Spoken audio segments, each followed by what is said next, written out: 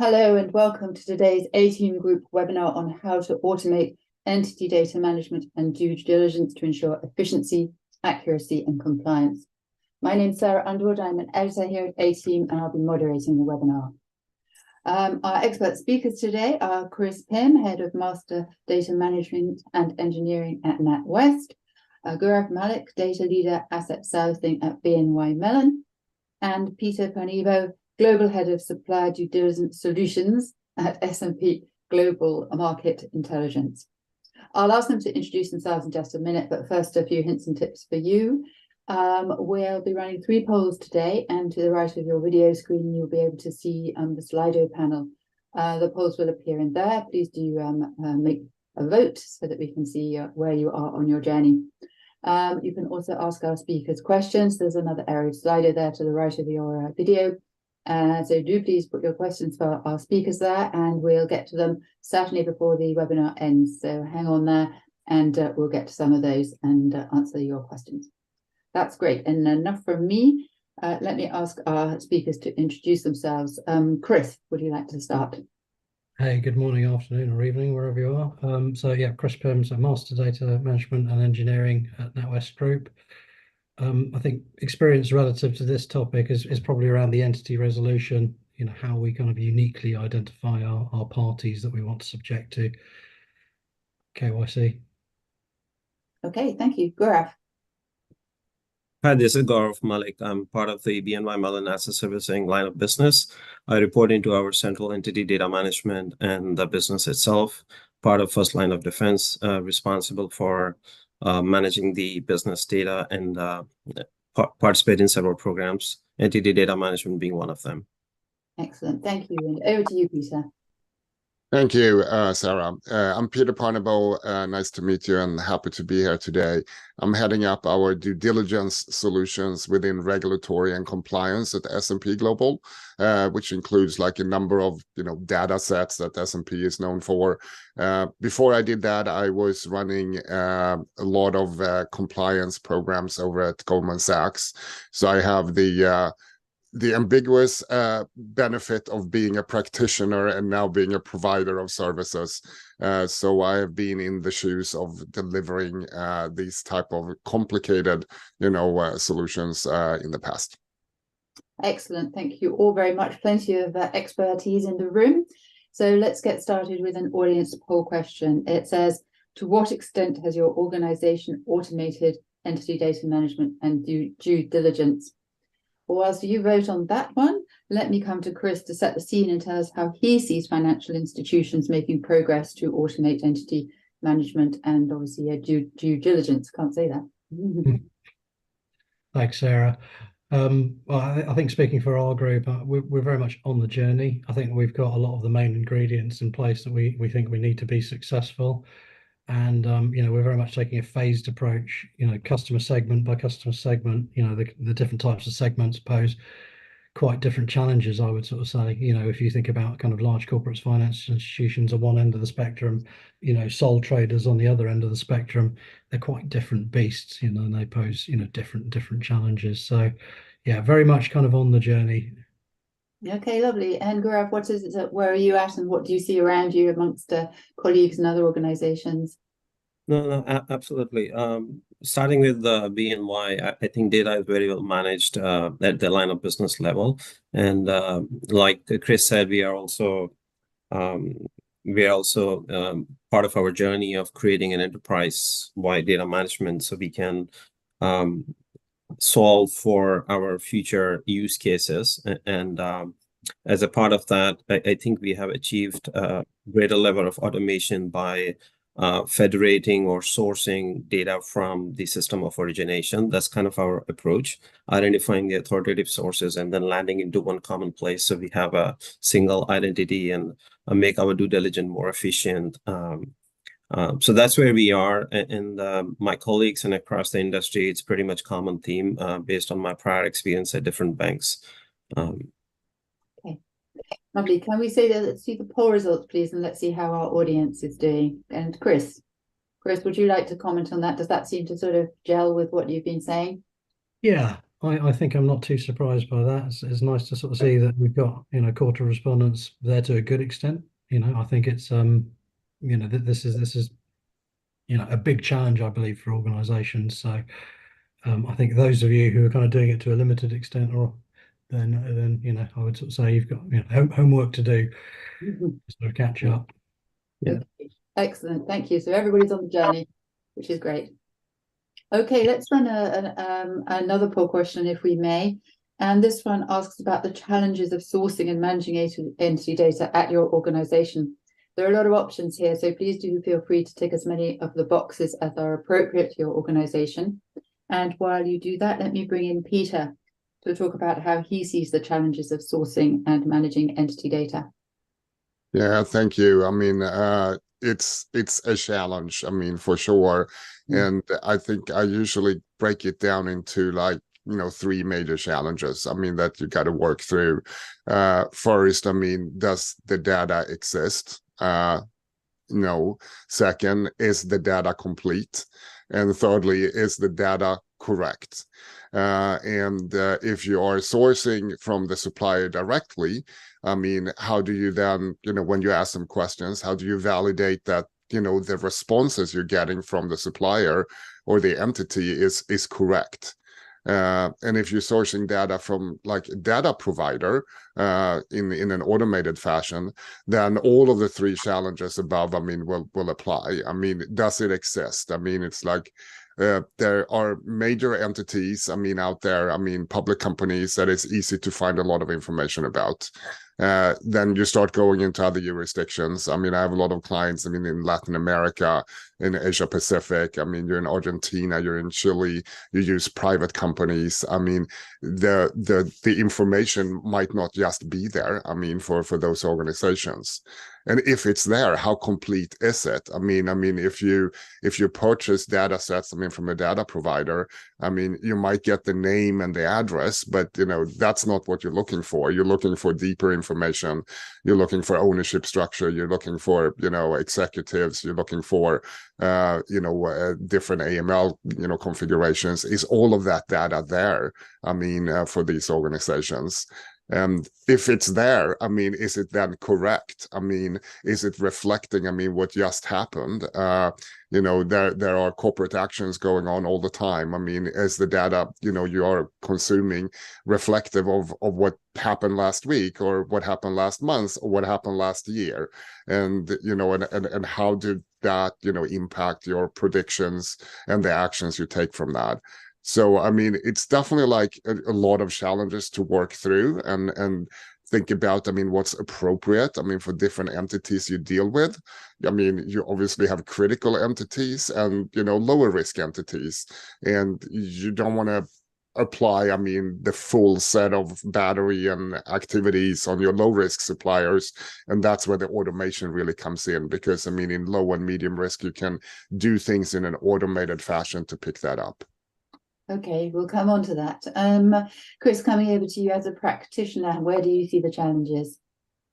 I'd agree with Peter. I think when he's kind of talking about does the data exist, when I was talking about the challenges at both ends of the spectrum, if you're looking at kind of sole traders and increasingly kind of, retail or business banking sort of end of the book, lots of people having side hustles and things like that, being able to sort of capture that in data is tough, right? So that unincorporated end of the spectrum, we probably struggle to sort of get visibility of it. They don't tend to be kind of relationship managed bits of the business. They tend to be managed at a portfolio level. So you don't have that kind of direct contact with, analysts, in the bank kind of reaching out and collecting that. It's quite a different story, on the incorporated end, because generally speaking, you do have a footprint, you've got kind of financial returns. But then your problems are sort of slightly different at that end because, people have multiple views on hierarchies, right? Of those corporates, and your definition of what a customer is, because if you're speaking to the business, typically the business will take a relationship view on what a customer looks like, right? Which can be different from the legal hierarchy, which might be based on 51% share ownership. Again, different if you're speaking to your colleagues in risk because, they care about who's underwriting the facility. So, part of the challenge is really about definitions and standards and sort of like, bringing people on the journey. So that's the thing. So, paucity of the data, in certain bits, even getting people to agree on who your customer is, I think is probably another challenge. Something else I'd sort of throw in the mix there is, what is your legal form? Because what we're trying to do is engineer our onboarding journeys to sort of have conditional mandatory, data capture. So if you're a charity, for example, obviously we want to capture like your charity registration number. It gives us a hook into the external world to understand more about you, and get that holy grail of data quality, which is accuracy on these things. Again, if you're an incorporated company, we want your company registration number. So knowing kind of what you are as well as who you are is the challenge, right? And sitting in group, I think what I'm probably appreciating more and more is that, lots of different customer journeys, lots of different grains, how you're kind of capturing the information, sort of pulling that in together into something which is a bank-wide view of the truth. That's the secret sauce for me. Right, excellent. Gaurav, would you add to that in terms of the challenges? Have you hit any other problems? No, absolutely. Roger, to all that what Chris said, totally agree, and feeling the similar experience.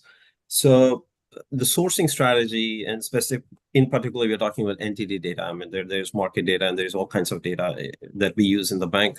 But just talking about the entity data, and I will say limit the scope of data sourcing to internal first, because there is a lot of data inside the bank that I need to source and bring it in my entity canonical, right? For further distribution to use cases such as KYC, risk compliance, liquidity, etc.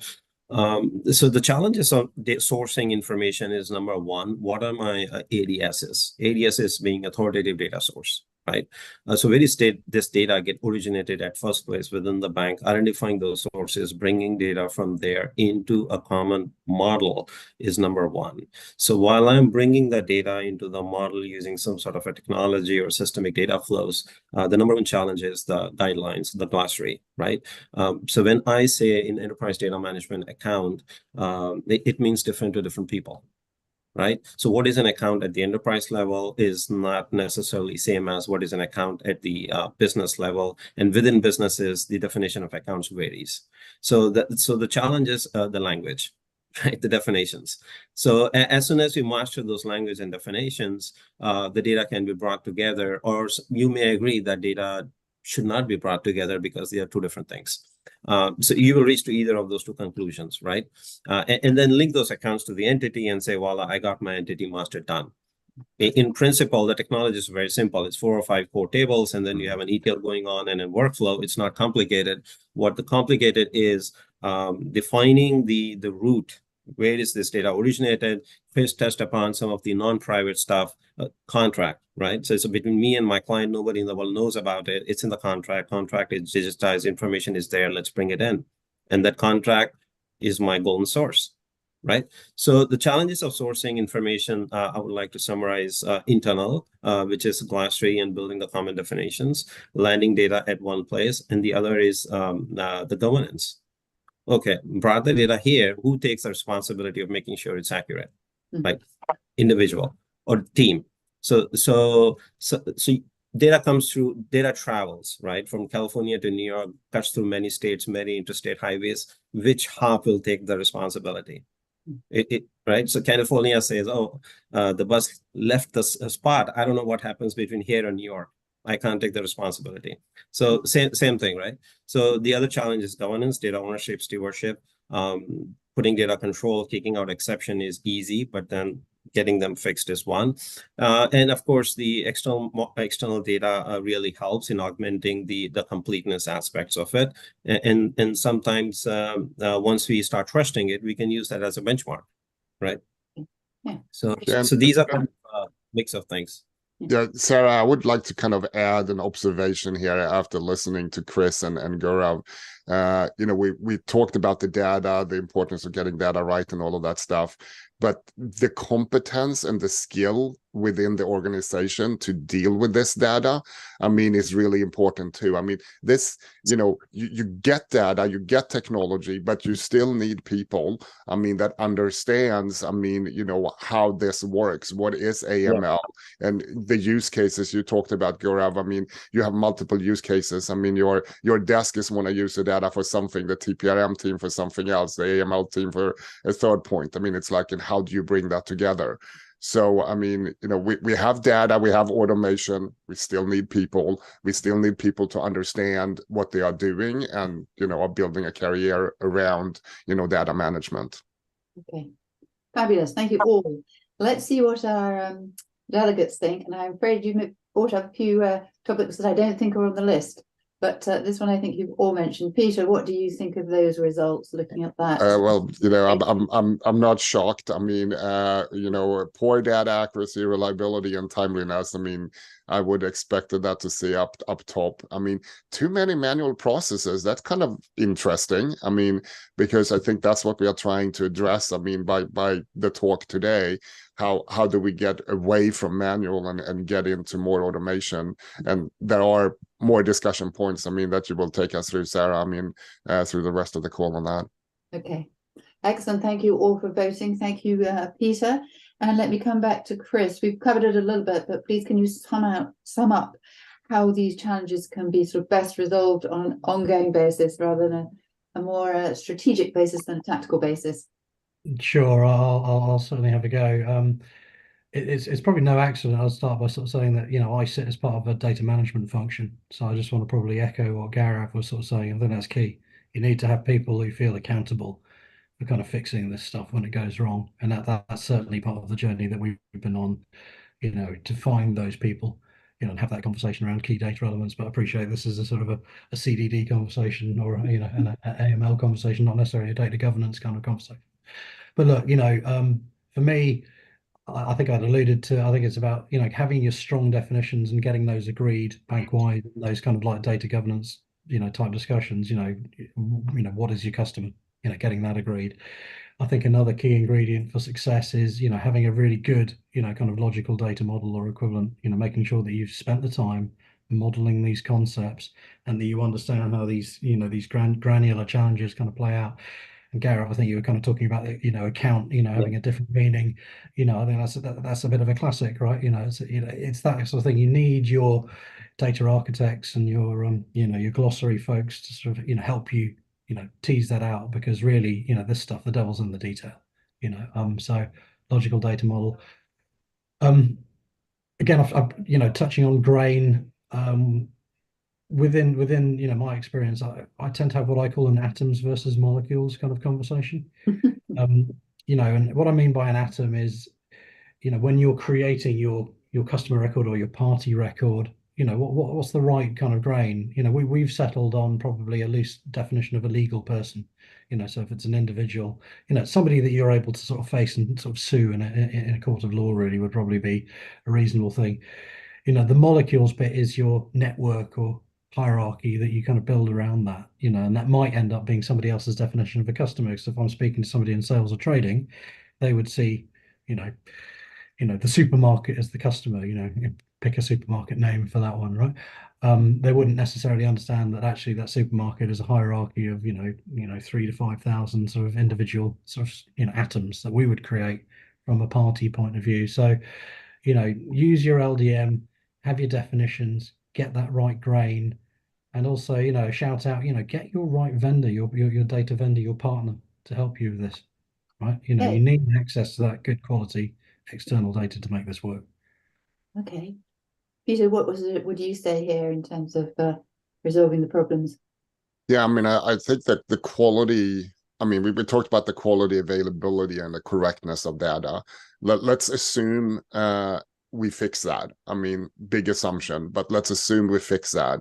And you do that with partners, I mean, that you can work with. I mean, you have partners inside your organization, partners outside your organization. But then you still need to kind of put like processes around this. I mean, what's your policy about, entity management and entity alerts? When do you take action? I mean, what is a relevant change in your entity data that causes, something to happen? And as Gaurav talked about, I mean, previously, I mean, that's different for different parts of your organization. So I think it's like very important there to have a policy around, you know, what is it you want to achieve, I mean, with your entity management. And you know, when you know that, I mean, then you can start kind of looking at how do I resolve this? Because, you know, for a policy that says, I mean, for my KYC data, for my entity data that I'm using for critical suppliers, I mean, in my organization, you know, I will buy more expensive data from more sophisticated external providers. I will staff it with more people inside my organization. And then, you know, I can go lighter on other information. So it's like, you got to get that, you know, business case right. I mean, you can't do everything for everybody. And that's why I think, you know, the policy-driven entity management becomes really important. Okay, fine. Gaurav, would you agree with these opinions, or do you have another way of doing it? No, absolutely. I will add a few bullets to both Peter and Chris. Is just make sure these programs are blessed by executive members, senior board members, etc. There are OKRs defined, which are presented on a regular basis and measured. Right, there are KPIs and KRIs identified. Make sure we are able to present the ROI by saying entity data management is not only needed for KYC and run the bank activity, but all the modern concepts such as AI and future products and services kind of hinge on a better entity data management and data hygiene concepts. So that kind of creates the urgency of having such programs there and being successful. So based on Peter's policy, data management policies should drive the adoption. Adoption is key. You can have a fantastic entity data management platform, but nobody's using it to onboard a new client. It's a problem. So your data management policy should drive the adoption. So you have a maturity assessment exam going on that kind of measures how much of it is adopted. So that kind of creates an ecosystem, and the more you use it, the more it becomes better. So you need a constant feedback to improve the quality. So that's the theme, right? And of course, there are contracts in place. The data contract is an interesting concept that many financial institutions are adopting, that kind of binds both the consumer and the producer and make sure both are fulfilling their obligations, meeting the SLAs. So that's one of the good mechanism to address or proactively alleviate some of the challenges. Excellent, thank you. Let's move on a step, and staying with you, Gaurav. Let's talk a little bit about how firms can actually automate entity due diligence data processes while ensuring compliance. I think it was, I'm not sure, it might have been Peter who talked earlier about, you know, the lower grade entities which are easier to manage and therefore automate, and then the problems of further up the chain where the data isn't so ready and correct and so on. So how do you automate? No, absolutely. I will just pick a few lines from what I have already spoken for other questions. Data contract, right? So the data contract defining the SLAs, contract is between consumer and producer. Hey, I need this information because it's very important to understand the use of the element. So an entity record is a composite of several elements. Why do you need to master each element? It has to be properly articulated and understood, the need and the purpose. So, right. And then if you wire the sourcing from the system of origination to your entity model, that's an automation in technical sense, right? When the data is created, it just syncs up with your entity master. The synchronization can result into a creation of a new information or a gap or a reconciliation break or something, right? That'll trigger an exception that gets routed to the data owner for remediation or a maker checker.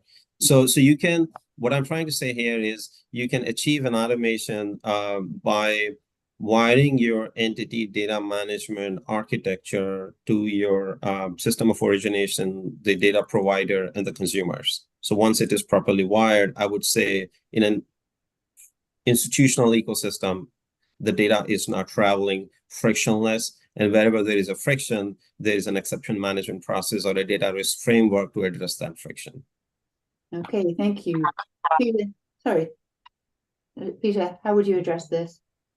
Yeah, no, I think Gaurav is absolutely right in your observations there, and when you automate, I mean you need to kind of consider what you're automating, and there is an automation inside your organization. I mean, when you have the data, there is an automation to get the data, and I think both of them are equally important.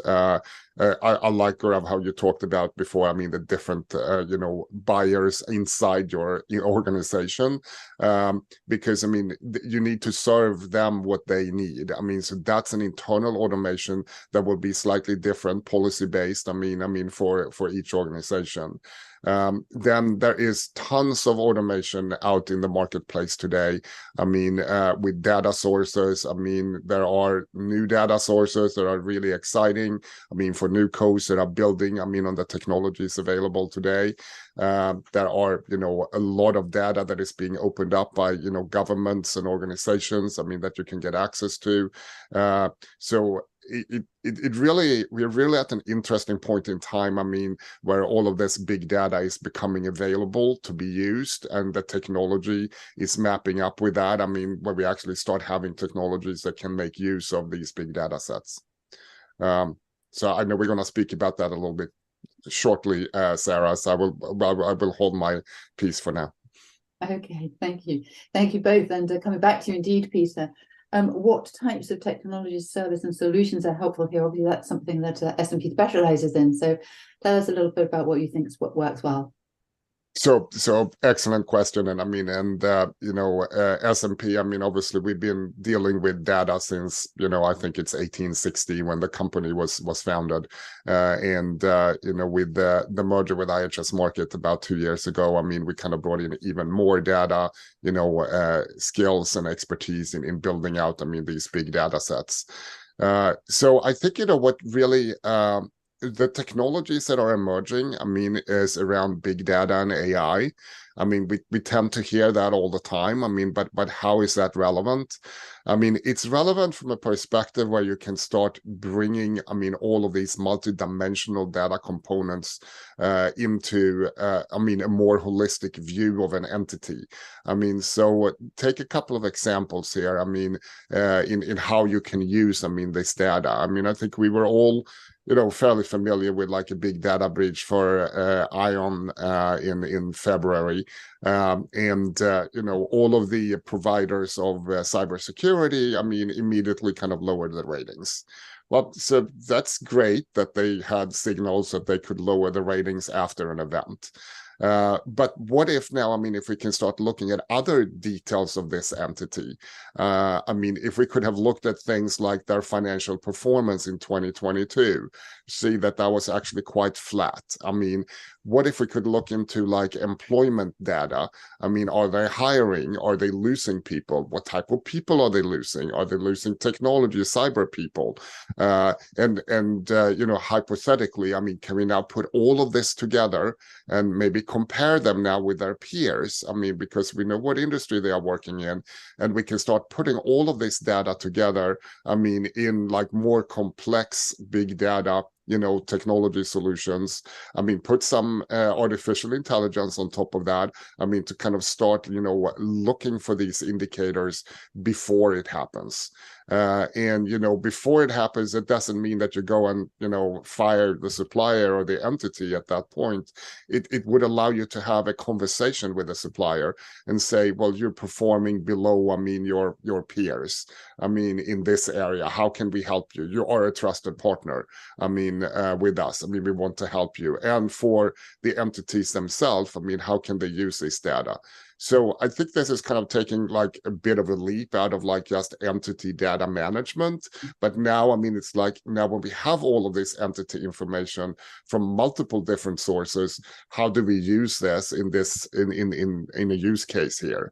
And I think, also we kind of look at the comparison between different organizations. I mean, you do QBRs, I mean, with your suppliers, I mean, on a quarterly, monthly basis, based on different cadence.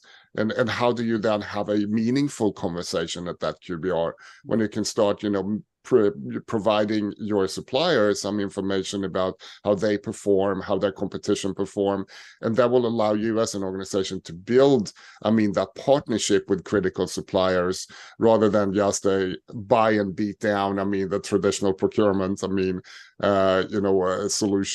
So I think that's another area where you can really now, help, create a better environment, in terms of managing these critical, relationships.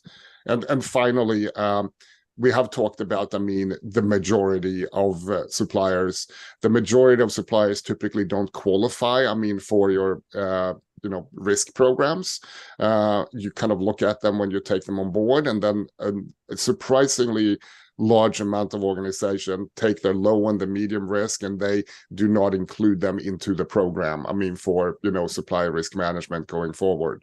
Well, put some of this automation on that, and then you will know when your medium risk that you excluded actually pops into like the program, and you can use, this automation and external information and data to kind of elevate, your program to kind of capture risk, across your entire supplier universe without having to kind of hire another 100 people, to kind of work on it. Thank you, Peter. Over to you, Chris, and that's a lot, and maybe looking forward a little bit, I don't know. Tell us what you see here as solutions to all the challenges we've talked about. Obviously, I don't know, you may be thinking of AI, but not there yet. Tell us how you're doing. I think it depends on the problem that you're kind of facing into, right? I always think about this in terms of front book, brand new to the bank, versus, existing customer of the bank, sitting in group, I've talked about the fact that we've got multiple different customer journeys, and one, problem that we need to face into is deduplicating that and just actually recognizing that that's the same individual or kind of real world organization, right? So creating that sort of central identity, doing that, some of the sort of like the tools and techniques that you want to do that deduplication and creating that trusted sort of golden source, techniques that you would use would be like deterministic rules versus kind of probabilistic rules, right? So what I mean by deterministic is it's kind of where we are really at the moment, which is, if you've got the legal name with the same, with the degree of fuzziness, you've got the company registration number, you've got a country of incorporation, if those things always agree, then you'll always sort of say that's the same person, right? So deterministic, given the same inputs, you'll always get the same output. But we're increasingly looking at kind of probabilistic kind of matching, which is where, tapping into those wider data sets, Peter, you're alluding to, sort of helps, right? Because we break these things now into what we call elements and compounds. So you might have, an example might be of an element would be, an email address. A compound might be email address plus first line of your, postal address, for example, right? And now you start to unlock a kind of a whole new kind of world of theory. You're doing probabilistic matching, but it's using graph theory. And you're sort of able to sort of say the more of these things that match, the higher confidence level that you've got that these things are in fact the same. But you kind of, you unlock that with more data, because, the problem statement, in a bank like ours would be, is that the same person, in this bit of the organization versus this bit of the organization? You're lucky if you've got the same kind of matching key data elements, right? So this is where probabilistic matching helps, because it allows you to bridge the gaps in your data. You can sort of say, A equals B because they both equal C. This additional kind of external data that you can come and bring in and help sort of solve that kind of challenge. So, I guess, Peter, just add a bit of color. That's really helpful when people like yourselves bring those extra data sets, because you can start to bring in things like phone numbers, emails, other sort of ancillary bits of information which maybe aren't fully populated on customer records across the organization.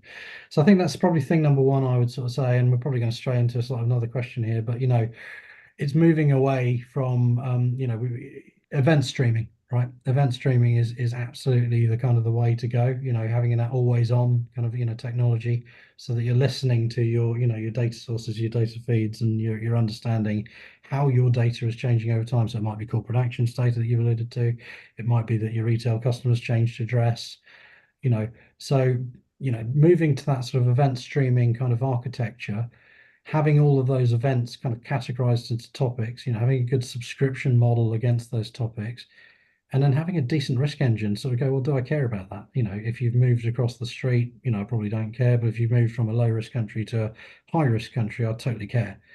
So, I think it's about sort of getting these kind of, different technologies, these different like data sets and techniques together are your kind of ingredients for success here.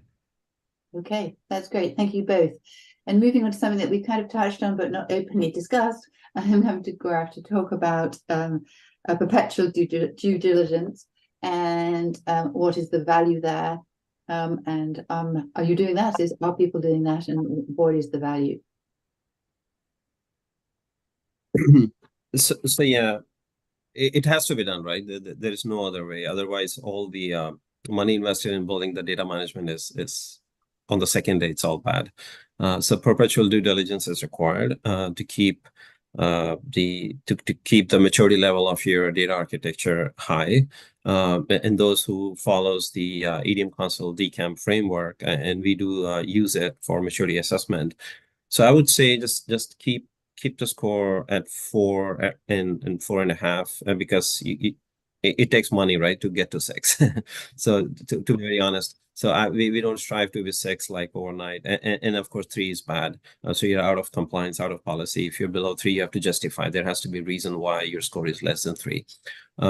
So perpetual due diligence is required. The way we achieve is by keeping the data architecture up to the standard. We make sure our key business area and critical business functions, the scores are around 4, 4.5 when it comes to data maturity assessment.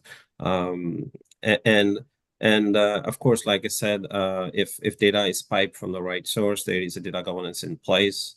It just keeps the water flowing, and it never stales. And definitely, to earlier points, we do need external data to automate some of our internal processes, right?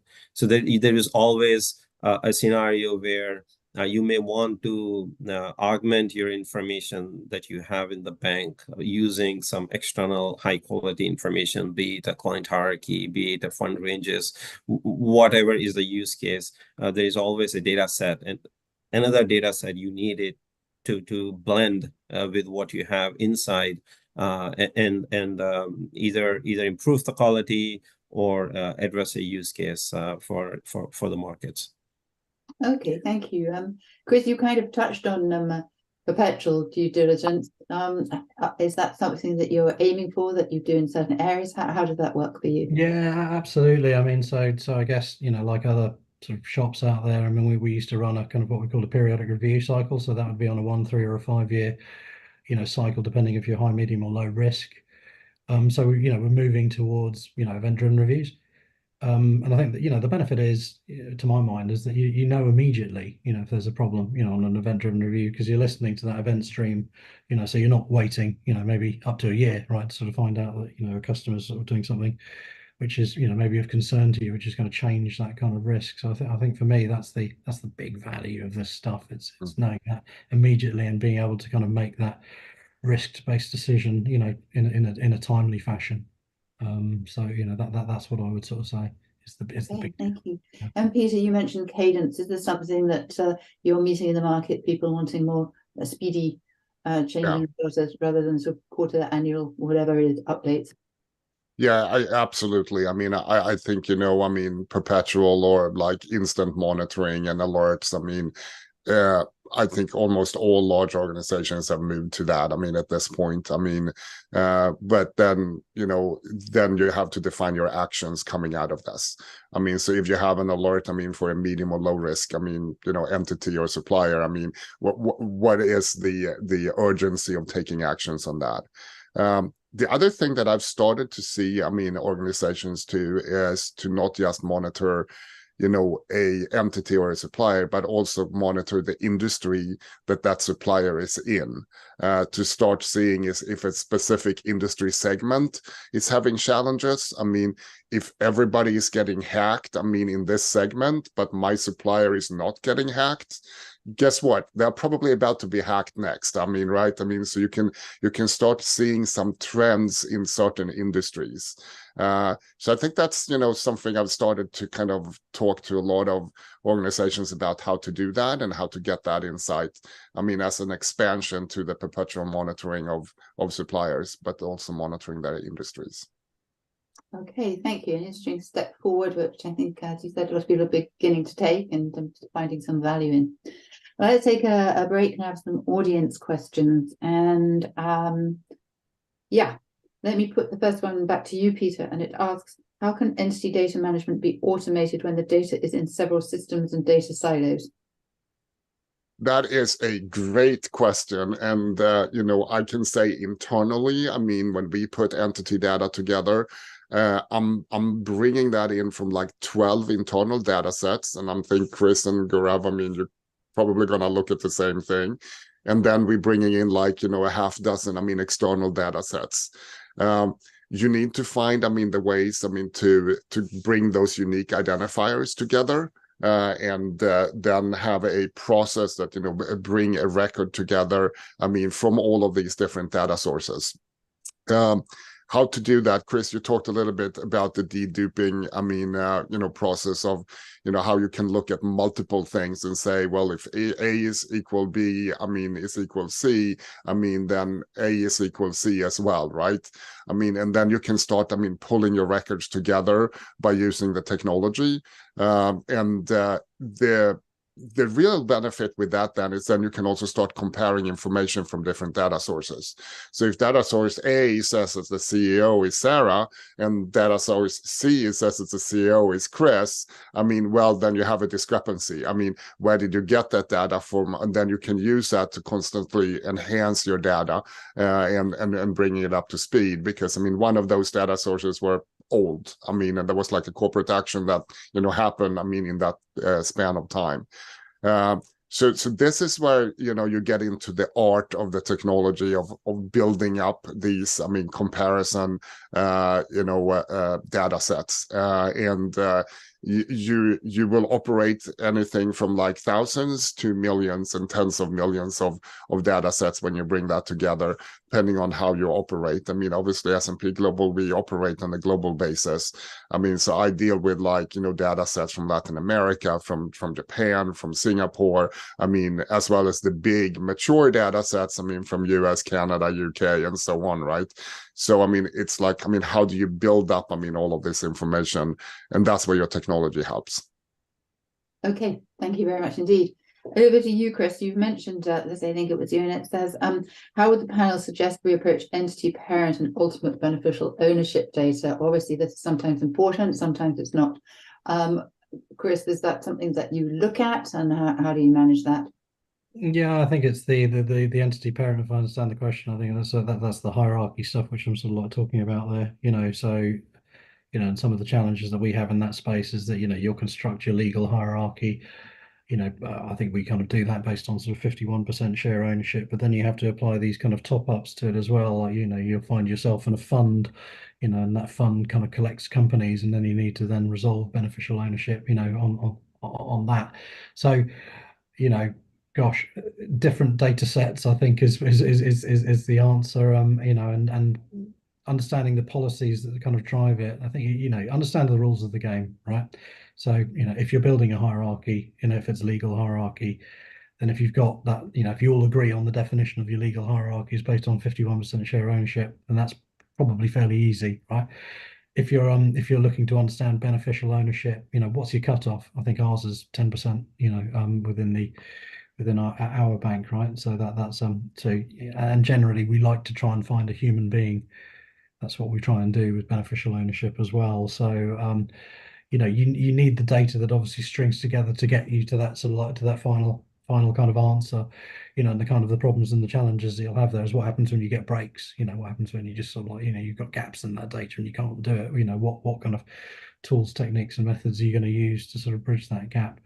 So could you maybe sort of repeat the question, because I think that maybe answered half of it around the hierarchies, but was there another bit? Yeah, beneficial ownership, obviously that's part of beneficial ownership. Yeah. Yeah, so that's fine. And you said that, you know, that's where we have another question here. I'm just putting it partially to you about what you do when there are gaps in the entity data.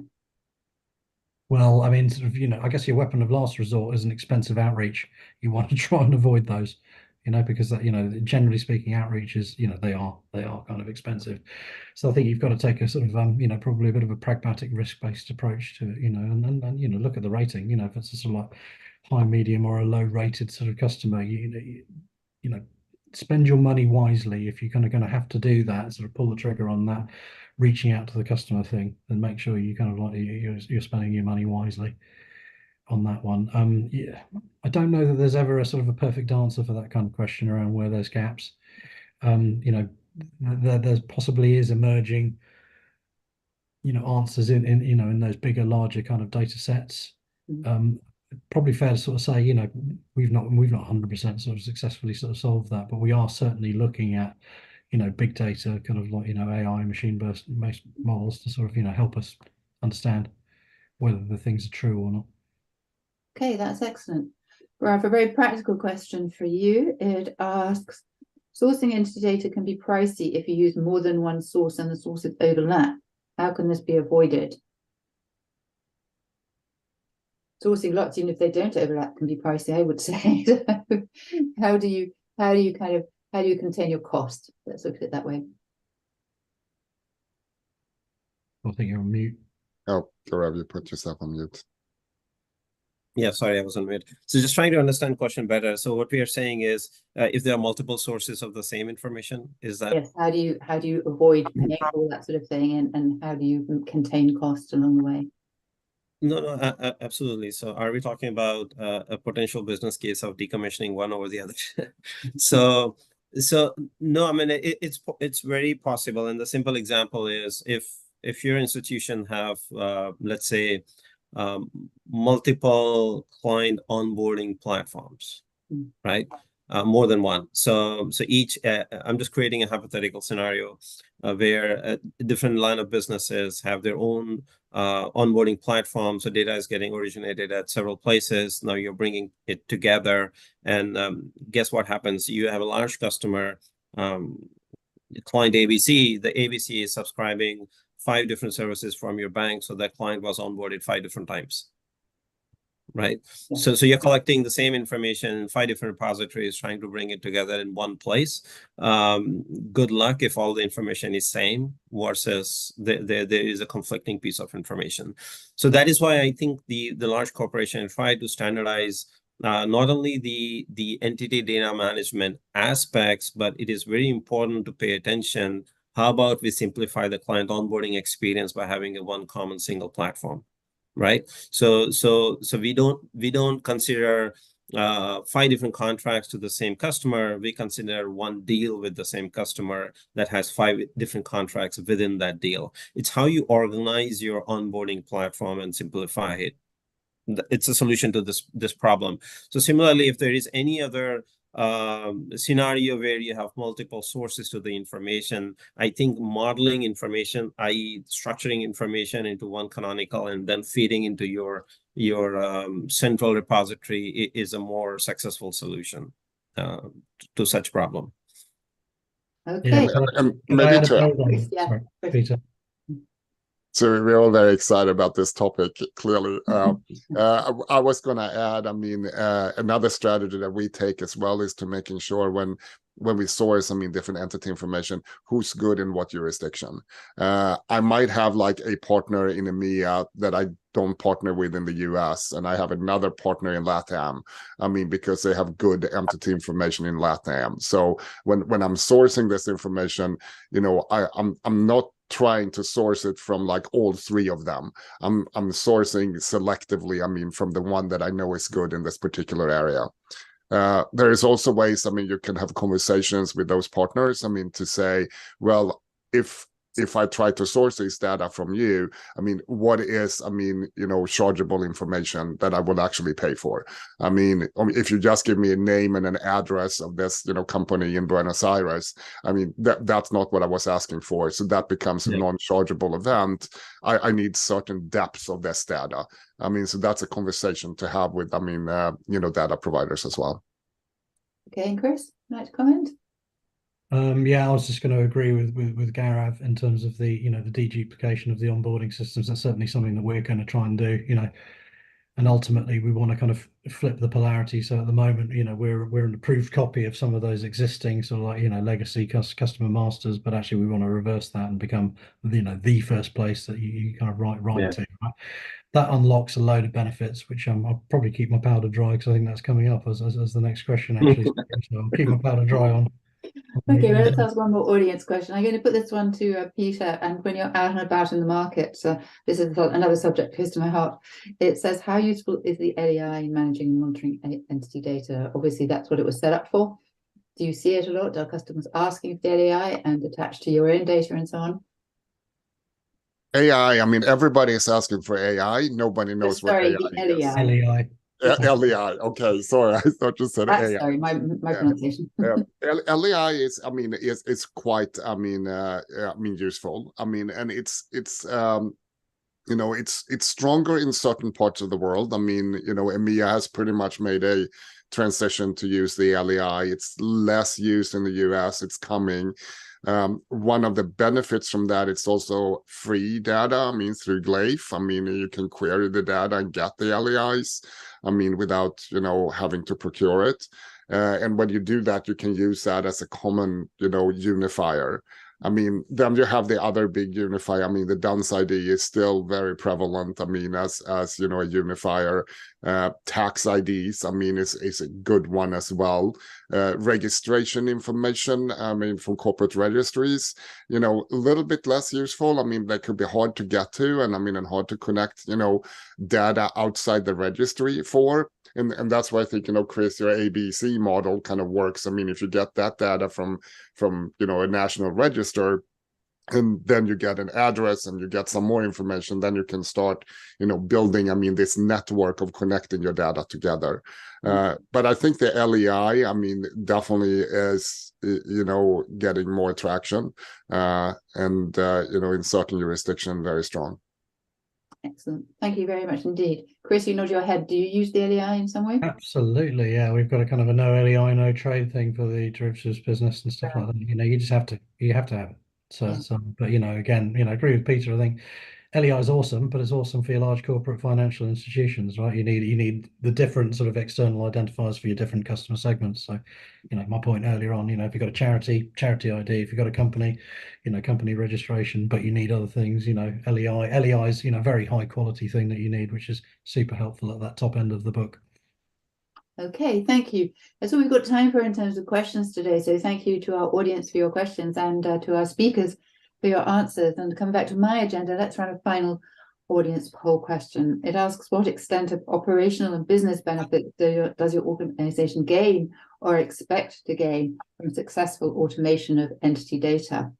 And again, you can tick as many of the boxes as are relevant to your organization. And while you do that, let me ask Peter to talk about how he sees the business and operational benefits of getting it right and what happens if you get it wrong. So let's start with the benefits. I mean, the good side. I mean, benefits are huge because that will allow you to engage, I mean, with reputable and reliable suppliers. And you will be able to operate, I mean, your business in a smooth and consistent way. I mean, replacing a supplier or an entity, I mean, in any parts of the organization is painful, it's costly, it takes a lot of time, it takes energy. So getting it right, I mean, with the suppliers, I mean, that you have, I mean, is really key, I mean, to kind of, get the benefits out of this. By bringing in all this entity information, you will get those early indications. I mean, and, as I mentioned a little bit earlier, I mean, you can now have a conversation with a supplier that you really like because you selected them at some point 2 years, 3 years ago, and you liked them then. I mean, you went through the RFPs process and they were, procured. But now, I mean, if they're starting to show tendencies of having cybersecurity, financial problems, or whatever, right? I mean, work with them. I mean, and have like an active QBR partnership discussion with them that is based on facts, that is based on this information that you bring in about the entity, the industry that the entity is in. And by doing that, I mean, you can help, I mean, your partners, your suppliers, I mean, to stay relevant and avoid the problems. And I mean, and then down the line, I mean, you don't have to go and replace them and do another RFP that is, super painful, right? And then, of course, I mean, you can also, with this entity information, make that painful decision when you have to make it, right? Sometimes, I mean, you just need to kind of move on to another one. I mean, but then you have the data based on that. In terms of like, what if you get it wrong? I mean, you've all seen the stories. I mean, the Malaysian IMDb scandal for Goldman Sachs, I mean, cost them billions of dollars. I mean, it's not just the money and the penalty, it's a reputation, I mean, that you take as a hit as well. And, you can have disruption to your services. I mean, if your provider doesn't provide, services. I mean, Meta was fined, I mean, like a large amount this year, I mean, for GDPR breaches in EMEA. You got to be on top of this. I mean, you need to be looking at this. I mean, I would say the drawbacks, I mean, to get this wrong is not just penalties in monies. I mean, the worst thing is like all the handling you have to do around that to kind of maintain your reputation and then work, I mean, on replacing the supplier. Okay, I'm going to leave one that there. And because we are running out of time for now, let's see the poll results. We probably won't comment on them unless something amazing happens. Okay, Gaurav, does that look possible to you? That sort of benefits you might gain? Absolutely, and if you're bringing your data together and managing it well, I would add one more. Helps you build new products, right? So absolutely agree to that. Excellent, thank you very much indeed. And finally, I'd like to ask all our experts for some advice for practitioners who are working on automation of entity data management and due diligence. And Chris, would you like to kick off here? Yeah, sure. Look, so I've alluded to it before, but make sure you get your grain definitions right. Do that mapping to your kind of logical data model, right? So I think in terms of this, it's understanding, who your customers are, what they are in terms of kind of legal form, what they do, right? So making sure that you understand the sort of like the activities. So it might be NACE, NAICS, NOGA, SIC codes, industrial classification codes. I think it's all key to sort of understanding that kind of risk profile of the customers. Those three ingredients are key, right? But the customer definitions, a really important one if you're going to have a consistent conversation across your organization. So that's point number one. I think point number two, choose your partner, your supplier wisely, right? From a data vendor kind of point of view. So you want event-based data. Event-based data is what unlocks your kind of perpetual due diligence. And getting that broad range of data as well, because that's where you unlock that sort of probabilistic matching as well. If you've got lots of different data points there, you're more likely to kind of make a connection, and that's going to increase your confidence if you're doing a kind of entity resolution. And the final bit of advice I'll give is just make sure that you've got a good kind of golden source and metadata strategy. Sort of understanding where and when in your customer journeys you source this. Like how confident are you in a piece of data if you're going to be using it, in matching or for a piece of due diligence, or you're going to be, reusing, data in other customer journeys, which is one of the business benefits, right? The cost driving down is that you get to reuse things. You need to know, the provenance of it, good old fashioned lineage and stuff like that. So conversation for another day. Okay, Gaurav, a really short few words from you, if you don't mind. No, absolutely. I would just say, keep your business engaged throughout the journey. Right? Because when we say entity can mean anything. We say entity is equals to customer, but entity can exist in various forms, right? So your business people will help you understand what entity is, and then whatever Chris said, totally agree to that. That's great. Well done. And Peter, some final words from you. Yeah, I'm going to quote Stephen Covey, start with the end in mind. What are you trying to achieve? You know, Chris, you were spot on your comments. So were you, Gaurav. But you know, what is it that you're trying to achieve? I mean, and you try to achieve different things for different categories of, you know, entities. You have your janitors. I mean, you don't treat them the same way as whomever is providing market data for making trades and investment strategies. So you know, understand what you are trying to do. Entities is complex. You can lose yourself in the details very quickly, but you know, start with the end in mind. Okay, thank you all very much indeed. And thank you for sharing your experience and expertise with us. Thank you too to S&P Global Market Intelligence for sponsoring today's webinar. Before we close, just a few 18 Group items that may be of interest to you. You can download the first edition of our regulatory reporting handbook or the 11th edition of our clearly very popular regulatory data handbook. You can also sign up for our next Data Management Summit London, which we'll host in Canary Wharf on the 14th of March 2024. That said, that's it for today. So thank you again to Peter, Chris and Graf, and thank you to all of you who've taken part in the webinar. Please complete our feedback form, as we are always keen to hear your views and improve our products. Meantime, thanks again, goodbye and happy holidays. Right. Thank you, Sarah. Thank you all. Bye. Thank you. All right.